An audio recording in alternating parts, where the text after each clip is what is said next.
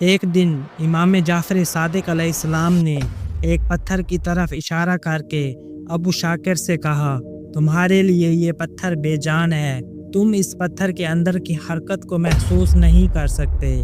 یہ تمہارے علم کی کمی ہے جو تم اس کے اندر کی حرکت نہیں دیکھ سکتے۔ ایک وقت ایسا آئے گا کہ لوگ پتھر کے اندر کی حرکت کو دیکھ سکیں گے۔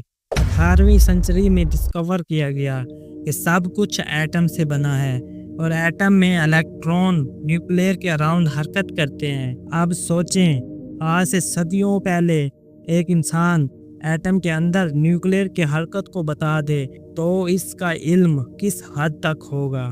آج کی اس ویڈیو میں امام جعفر صادق علیہ السلام کے علم کو جان کے آپ کے پیروں سے زمین نکل جائے گی، لیکن اس سے پہلے امام جعفر صادق علیہ السلام کی ہسٹری کو جاننا پڑے گا کہ ان کو اتنا علم ملا کہاں سے۔ اس کے لیے ہمیں 1300 سال پیچھے جانا پڑے گا۔ امام جعفر صادق علیہ السلام جو کہ 702 یا 700 عیسوی کو مدینہ میں پیدا ہوئے۔ امام جعفر صادق علیہ السلام کے والد کا نام امام باقر علیہ السلام تھا اور آپ مولا علی کی نسل میں سے تھے، یعنی کہ امام جعفر صادق حضرت محمد صلی اللہ علیہ وآلہ وسلم کی نسل میں سے تھے۔ اب آپ کو پتہ لگ گیا ہوگا کہ ان کو اتنا علم کہاں سے ملا۔ امام جعفر صادق علیہ السلام نے اپنی زندگی کا پہلا حصہ اپنے دادا امام زین العابدین کے ساتھ گزارا، جنہیں امام سجاد بھی کہا جاتا ہے۔ امام جعفر صادق علیہ السلام کا بچپن قرآن اور سائنس سیکھنے میں گزرا، جہاں تک کہ فادر آف کیمسٹری جابر بن حیان بھی امام جعفر صادق علیہ السلام کے شاگرد تھے۔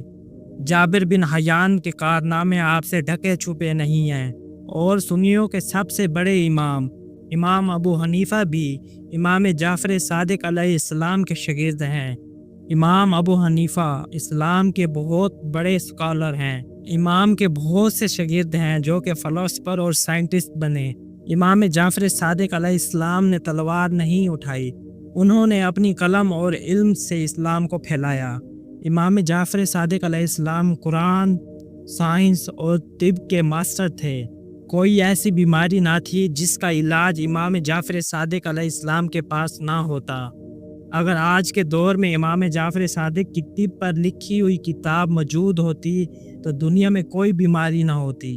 ایک دن لوگ اسٹرونومی پر بات کر رہے تھے تو امام جعفر صادق نے فرمایا کہ زمین چپٹی نہیں ہے، جس طرح سورج مشرق سے طلوع ہوتا ہے اور مغرب میں غروب ہوتا ہے، اور جیسے 24 گھنٹوں میں دن اور رات بدلتے ہیں، یہ اس چیز کا ثبوت ہے کہ زمین چپٹی نہیں ہے۔ وہاں پر بیٹھے لوگ حیران تھے کہ 11 سال کا لڑکا یہ سب کیسے جان سکتا ہے۔ امام جعفر صادق علیہ السلام نے 12 سال کی عمر میں ارسطوٹل کی 4 ایٹم تھیوری کو بھی ریجیکٹ کر دیا اور فرمایا، ارسطوٹل جیسا انسان آخر کیسے کہہ سکتا ہے کہ اس دنیا میں 4 ایلیمنٹ ہیں، زمین، آگ، ہوا اور پانی، جبکہ زمین کوئی ایلیمنٹ نہیں ہے بلکہ زمین کے اندر ایلیمنٹس پائے جاتے ہیں۔ 1000 سال تک لوگ اس تھیوری کو مانتے رہے، پر اب سائنس نے 118 ایلیمنٹ دریافت کر لیے ہیں۔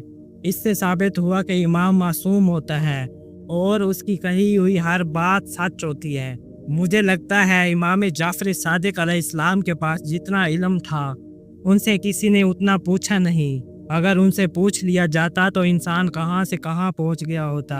انسان جو اب چاند پر پہنچ رہا ہے وہ 1300 سال پہلے پہنچ چکا ہوتا۔ بے شک 14 معصوم کے پاس جتنا علم تھا اتنا کسی کے پاس نہیں ہے۔